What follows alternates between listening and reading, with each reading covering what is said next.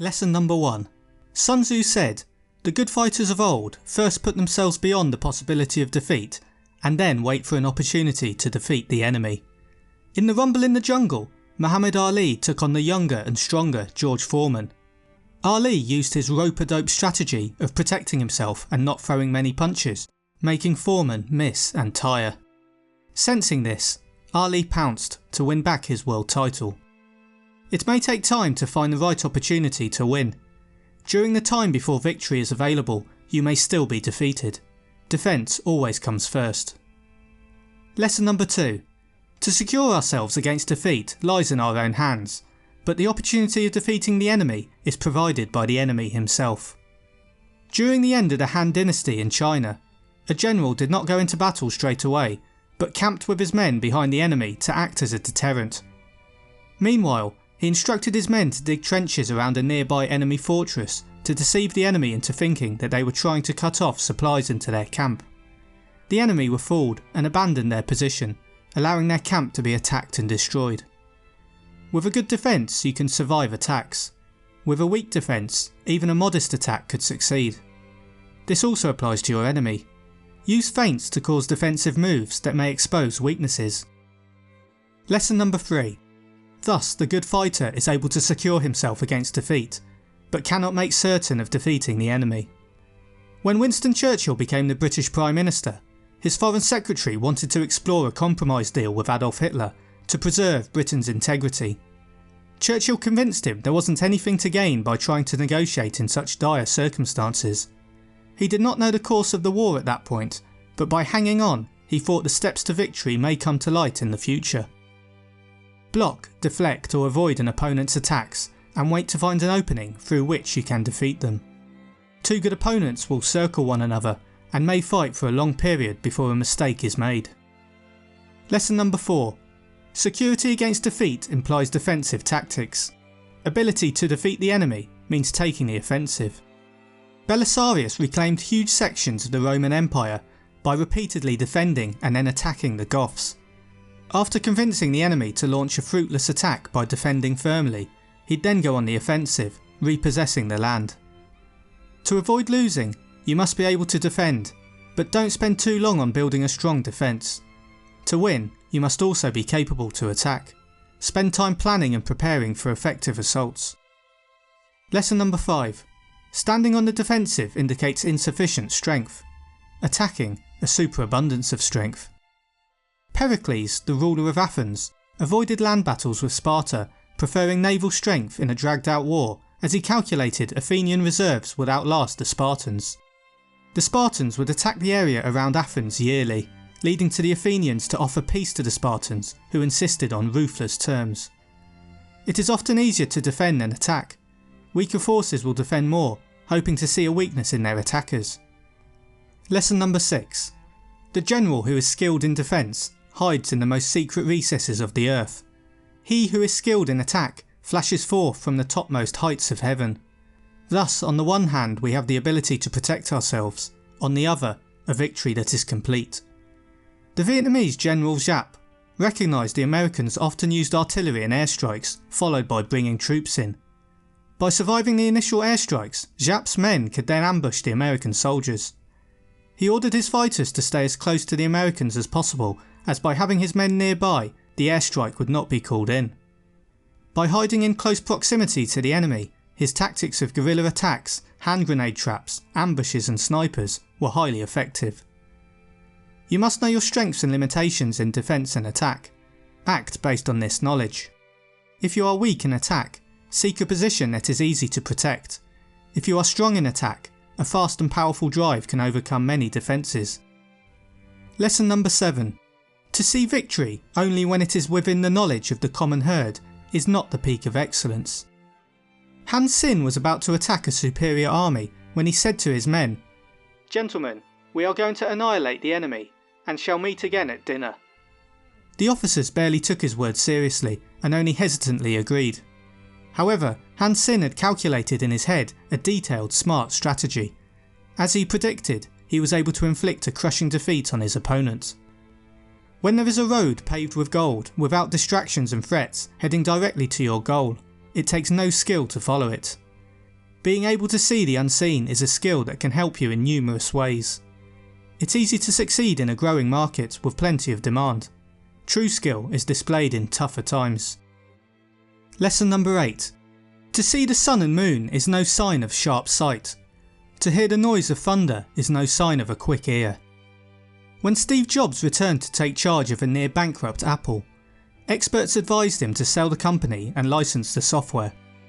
Jobs could see problems within the company that the experts couldn't, and crucially, how to resolve them. After diagnosing the issues, he did the opposite of what they advised, turning the business around. Perceiving what is obvious does not show insight. To perceive what isn't obvious and understand its significance takes a finer skill.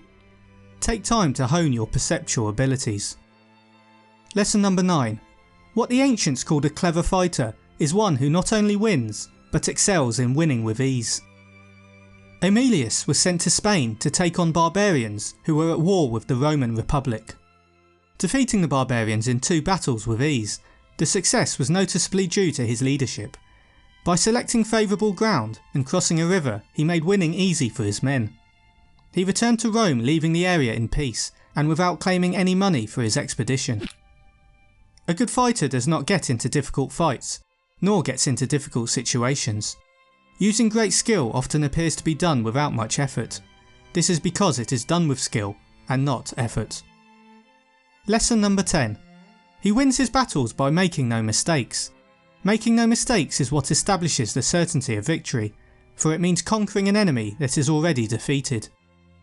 As Hannibal and his Carthaginian army travelled through Italy, Fabius Cunctator and his Roman soldiers followed him around, hoping Hannibal would make a mistake so they could attack his foragers. Hannibal was a great military strategist and avoided any mistakes, allowing him to destroy farms and villages as he marched on towards Rome. You can lose by making defensive mistakes that allow an attack through. The principle is the same whether in chess, war, or business strategy. Lesson number 11.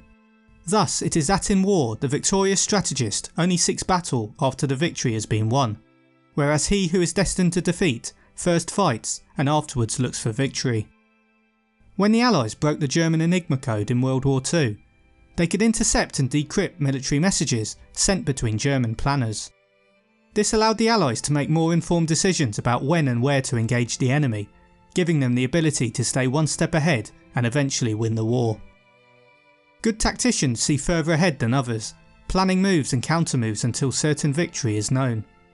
The ability to see possibilities and take your business there is a powerful leadership skill. Lesson number 12. The consummate leader cultivates the moral law and strictly adheres to method and discipline. Thus it is in his power to control success. During the First World War, King Albert I of Belgium fought alongside his men, sharing the risk of death with them on the front line. He also allowed his 14-year-old son to enlist in the army and fight. At the end of the war, as commander of an army, Albert led the final offensive that liberated his country. The king and his family returned to Brussels with a hero's welcome. Values and morals start from the very top and filter down. What the leader does, others will copy. Succeeding with regards to morality, method and discipline should lead to triumph. Lesson number 13. Measurement owes its existence to earth. Estimation of quantity to measurement. Calculation to estimation of quantity.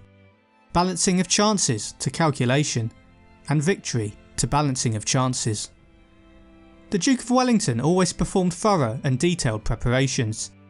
This allowed for his supply routes to be constantly prepared for the requirements of his soldiers.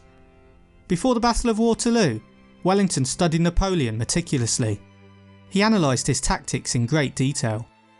Only once he absolutely knew for sure that the clash was going in his favour did he switch to the offensive.